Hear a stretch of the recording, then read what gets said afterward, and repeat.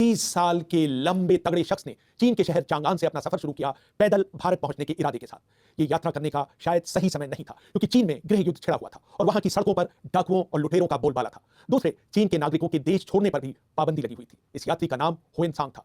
William Dalrymple अपनी हाल ही में प्रकाशित किताब the golden road how ancient India transform the world में लिखते हैं, हुएनसांग का इरादा नालंदा विश्वविद्यालय में दाखिला लेकर वहां पढ़ाई करने का था। उस समय नालंदा में दुनिया का सबसे बड़ा बौद्ध पुस्तकालय हुआ करता था। चांगान से नालंदा की दूरी 4,500 किलोमीटर से भी ज्यादा थी। उस दौर के हालात में नालंदा पहुंचना कोई मामूली बात नहीं थी। चीनी प्रशासन ने उनके वहां जाने के आवेदन को नामंजूर कर दिया था। उस साल चीन में बहुत बड़ा सूखा पड़ा था। इस बात की बहुत संभावना थी कि अगर हुएनसांग प्रशासन और डाकुओं से बच भी जाते तो भूखमरी उन्हें आगे नहीं जाने देती। लेकिन हुएनसांग को जोखिम उठाने की आदत पड़ी हुई थी। करीब 150 किलोमीटर चलने के बाद हुएनसांग लियांजो नगर पहुंचे। वहां उन्होंने एक घोड़ा खरीदने का मन बनाया। जब वो बाजार में घोड़ा खरीदने के लिए मोलभाव कर रहे थे तो सुरक्षा कर्मियों की नजर उन पर पड़ गई। स्थानीय गवर्नर ने उन्हें वापस लौट जाने का आदेश दिया। हुएनसांग ने आदेश को नहीं माना और भोर होने से पहले चुपचाप शहर से बाहर निकल आए। उन्होंने पश्चिम की तरफ अपनी आगे की यात्रा जारी रखी। पकड़े जाने के डर से वो दिन में छिप जाते थे और रात में चलते थे। श्रमना हुइलाई और शी यानकोंग अपनी किताब a biography of the Tripitaka master of the great Cien monastery में लिखते हैं, इस डर से कि निगरानी टावर पर तैनात पहरेदार उन्हें देख लेंगे, हुएनसांग बालू के एक गड्ढे में छिप गए और रात होने तक उसी में रहे। रात को जब वो एक तालाब से पानी ले रहे थे, एक तीर उनको करीब करीब छूता हुआ निकल गया।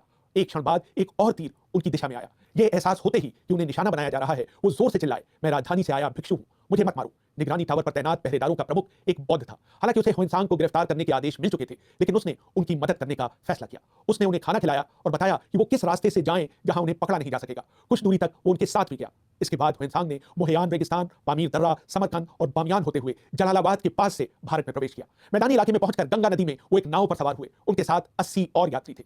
करीब 100 मील चलने के बाद वो एक ऐसी जगह पर पहुंचे जहां नदी के दोनों तट पर अशोक के ऊंचे ऊंचे पेड़ थे। अचानक उन पेड़ों के पीछे से डाकुओं का एक गिरोह सामने प्रकट हुआ और बहाव के विपरीत नाव चलाते हुए उनकी तरफ बढ़ने लगा। हुएनसांग की नाव के लोग इतना डर गए कि उनमें से कुछ लोगों ने नदी में छलांग लगा दी। डाकुओं ने उनकी नौका को किनारे चलने के लिए मजबूर किया। वहां पहुंचकर उन्होंने नौका पर सवार लोगों से अपने कपड़े उतारने के लिए कहा ताकि रत्नों और आभूषणों की पहचान की जा सके। श्रमना हुइलाई और शी यानकोंग लिखते हैं, वो डाकू देवी के उपासक थे। वो शरद ऋतु में देवी के सामने एक हट्टे कट्टे आकर्षक व्यक्ति की बलि चढ़ाया करते थे। हुएनसांग को देखते ही उन्होंने आंखों आंखों में बात की और कहा, पूजा नजदीक है, क्यों ना हम इसकी बलि चढ़ा दें। बलि के लिए एक मंडप तैयार किया जाने लगा। हुएनसांग ने तनिक भी आभास नहीं दिया कि उन्हें किसी तरह का डर है। उन्होंने उनसे अपनी अंतिम प्रार्थना करने की अनुमति मांगी। इसके बाद वो ध्यान में चले गए। श्रमना हुइलाई और शी यानकोंग लिखते हैं, सभी यात्री जोर जोर से रोने और चिल्लाने लगे। तभी चारों तरफ से काली आंधी चलनी शुरू हो गई। नदी की लहरें तेज हो गईं और नौका करीब करीब उलटने लगी। डाकुओं ने यात्रियों से घबराकर पूछा, ये साधु कहां से आया है और इसका नाम क्या है। इसके बाद जो हुआ उसका विवरण काफी दिलचस्प है। यात्रियों ने जवाब दिया, ये साधु धर्म की तलाश में चीन से आया है। आंधी आने का मतलब है कि देवी तुमसे नाराज हो गई है। तुम तुरंत माफी मांगो, नहीं तो तुम बर्बाद हो जाओगे। डाकुओं ने एक एक करके हुएनसांग से माफी मांगी। वो उनके सामने लेट गए, लेकिन हुएनसांग आंखें बंद किए बैठे रहे। जब उन्होंने उन्हें छुआ तब उन्होंने अपनी आंखें खोली। 6 साल तक लगातार चलने के बाद हुएनसांग ने उस धरती को छुआ जिस पर कभी गौतम बुद्ध चले थे। पहले वो श्रावस्ती पहुंचे, फिर सारनाथ गए जहां बुद्ध ने अपना पहला उपदेश दिया था। इसके बाद वो पाटलिपुत्र गए जहां अशोक ने बौद्ध धर्म ग्रहण किया था। इसके बाद वो बुद्ध की जन्मस्थली कपिलवस्तु होते हुए बौद्ध गया पहुंचे। बौद्ध गया पहुंचने के 10 दिन बाद 4 बौद्ध साधुओं का एक दल उनसे मिलने पहुंचा। विलियम डेलरिम्पल लिखते हैं, वे लोग उन्हें अपने साथ साथ बौद्ध गुरु शीलभद्र के पास ले जाने आए थे, जो नालंदा में उनका इंतजार कर रहे थे। जैसे ही हुएनसांग नालंदा विश्वविद्यालय पहुंचे, करीब 200 सन्यासियों और 1000 लोगों ने उनका स्वागत किया। उनके हाथ में पताकाएं और सुगंधित अगरबत्तियां थी। उस समय नालंदा में दाखिला पाना बहुत मुश्किल होता था। इसके लिए कड़ी परीक्षा ली जाती थी। नालंदा में घुसने का वर्णन करते हुए हुएनसांग लिखते हैं, मैं नालंदा की धरती पर स्थानीय नियमों का पालन करते हुए अपने घुटनों के बल घुसा। मैं शीलभद्र के पास सम्मान दिखाते हुए अपने घुटनों और कोहनियों के बल रेंगता हुआ पहुंचा। उनको देखते ही मैंने उनके पैर चूमे और उनके सामने दंडवत लेट गया। नालंदा विश्वविद्यालय के परिसर को 6 राजाओं ने बनवाया था। इसका एक प्रवेश द्वार था, लेकिन इसके अंदर अलग अलग चौक थे जिन्हें 8 विभागों में बांटा गया था। श्रमना हुइलाई और शी यानकोंग लिखते हैं, बीच में साफ पानी का तालाब था जिसमें नीले कमल के फूल खिले हुए थे। प्रांगण के अंदर चंदन के पेड़ थे और बाहर का इलाका घने आम के बागों से भरा हुआ था। हर विभाग की इमारत 4 मंजिल ऊंची थी। उस समय के भारत में हजारों मठ थे, लेकिन इसकी इमारत सबसे अलग और भव्य थी। हुएनसांग धीरे धीरे सभी व्याख्यान कक्षों, स्तूपों, मंदिरों और 300 कमरों में गए जहां 10,000 भिक्षु और छात्र रहा करते थे। वहां महायान और निकाय बौद्ध धर्म, वेदों, तर्कशास्त्र, व्याकरण, दर्शन, चिकित्सा शास्त्र, गणित, खगोल शास्त्र और साहित्य की पढ़ाई होती थी। हुएनसांग ने लिखा, नालंदा में छात्रों की प्रतिभा और क्षमता उच्चतम स्तर की थी। इस विश्वविद्यालय के नियम बहुत कड़े थे और छात्रों को उनका पालन करना होता था। सुबह से लेकर शाम तक वो वाद विवाद में व्यस्त रहते थे, जिसमें वरिष्ठ और युवा बराबरी से भाग लेते थे। हर रोज करीब 100 अलग अलग कक्षों में व्याख्यान दिए जाते थे और छात्र बिना एक क्षण गंवाए बहुत मेहनत से पढ़ा करते थे। हुएनसांग जब भारत आए, उस समय उत्तर भारत में राजा हर्ष का राज था। वो असाधारण रूप से बौद्धिक और जिज्ञासु राजा थे। गुप्त वंश के पतन के बाद से उस इलाके में पहली बार शांति और समृद्धि दिखाई पड़ी थी। हालांकि हर्ष स्वयं हिंदू राजा थे, लेकिन वो बौद्ध धर्म के भी बड़े संरक्षक थे। नालंदा विश्वविद्यालय को उसके चरम तक पहुंचाने में उनकी बड़ी भूमिका थी। उन्होंने उसे 100 गांव दे दिए थे, जिनके ग्राम प्रधानों को निर्देश थे कि वो वहां पढ़ रहे छात्रों की सभी जरूरतें पूरी करें। हर गांव के 200 परिवारों की जिम्मेदारी थी कि वो रोज बैलगाड़ियों में चावल, दूध और मक्खन जैसी चीजें विश्वविद्यालय में पहुंचाएं। हुएनसांग लिखते हैं, एक अतिथि छात्र के तौर पर उन्हें रोज 20 पान, सुपारी, जायफल, सुगंधित धूप बत्तियां, आधा किलो चावल और असीमित मात्रा में दूध और मक्खन की आपूर्ति की जाती थी, जिसके एवज में उनसे कुछ भी पैसा नहीं लिया जाता था। मेरे समय में नेपाल, तिब्बत, श्रीलंका, सुमात्रा और यहां तक कि कोरिया के भिक्षु भी वहां शिक्षा के लिए आते थे। नालंदा विश्वविद्यालय का सबसे बड़ा आकर्षण था वहां का पुस्तकालय। अलेक्जेंड्रिया के विनाश के बाद संभवतः वो उस समय दुनिया की सबसे बड़ी लाइब्रेरी थी। वांगजियांग अपनी किताब में लिखते हैं, पुस्तकालय की इमारत 9 मंजिली ऊंची थी और उसके 3 हिस्से थे। पहले हिस्से को रत्नगढ़ी कहा जाता था, दूसरे हिस्से का नाम रत्नसागर था और तीसरे हिस्से को रत्नरंजक कहा जाता था। वहां से किसी भी पांडुलिपि को पढ़ने के लिए लिया जा सकता था, लेकिन उसे विश्वविद्यालय के प्रांगण से बाहर ले जाने की अनुमति नहीं थी।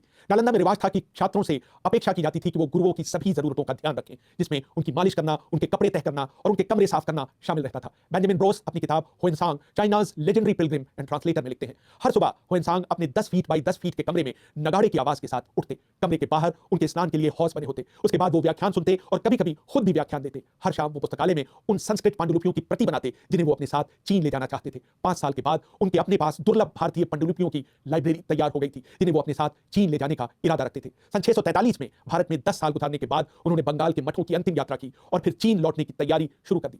जाने से पहले राजा हर्ष ने उन्हें अपने दरबार में एक बहस के लिए आमंत्रित किया। दोनों पहले मिल चुके थे। पहली मुलाकात में हर्ष ने उनसे चीन और उसके राजाओं के बारे में प्रश्न पूछे थे। हर्ष ने उनके जरिए चीन के राजा टाइजुन को बौद्ध साहित्य की कुछ पांडुलिपियां भेजी। राजा हर्ष के सामने हुएनसांग की नास्तिक दार्शनिकों से बहस हुई। हुई के अनुसार हुएनसांग ने अपने तर्कों से उन दार्शनिकों को चुप करा दिया। अब तक हुएनसांग को चीन छोड़े 16 वर्ष बीत चुके थे। डेलरन लिखते हैं, जब वो वापस जाने के लिए तैयार हुए तो उनके पास 657 किताबों और बहुत बड़ी संख्या में मूर्तियों का संग्रह था। वो अपने साथ बहुत सारे पेड़ों की पौध और बीज भी लेकर गए थे। उनके सारे सामान को 72 घोड़ों पर लादा गया था और उनके साथ करीब 100 कुली और पहरेदार चल रहे थे। वो खुद एक हाथी पर सवार थे, जिसे राजा हर्ष ने उन्हें भेंट स्वरूप दिया था। उन्होंने उन राजाओं के लिए पत्र भी दिए थे जिनके क्षेत्र से होकर हुएनसांग गुजरने वाले थे।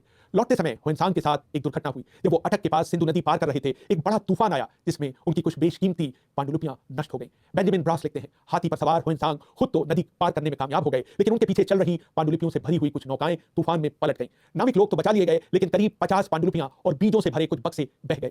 चीन पहुंचने से पहले उन्होंने सम्राट टाइजुन को एक पत्र लिखा, जिसमें उन्होंने गैर कानूनी रूप से चीन छोड़ने के लिए माफी मांगी, लेकिन साथ ही यह भी बताया कि वो अपने साथ क्या कुछ ला रहे हैं और किस तरह यह सम्राट के लिए लाभकारी साबित हो सकता है। सम्राट ने उनके पत्र का जवाब देते हुए लिखा, हम ये सुनकर बहुत खुश हुए कि आप ज्ञान प्राप्त करने के बाद अपने देश वापस आ रहे हैं। हमने प्रशासन को निर्देश दे रखे हैं कि वो आपकी हर संभव मदद करें ताकि आपको सामान उठाने वालों और घोड़ों की कमी न पड़े।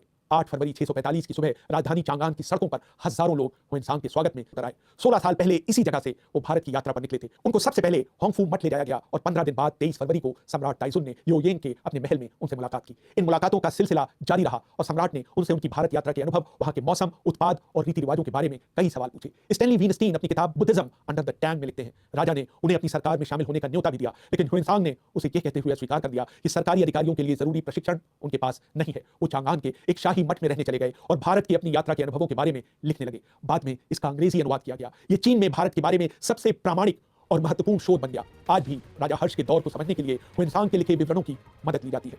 रेहान फजल, BBC, दिल्ली।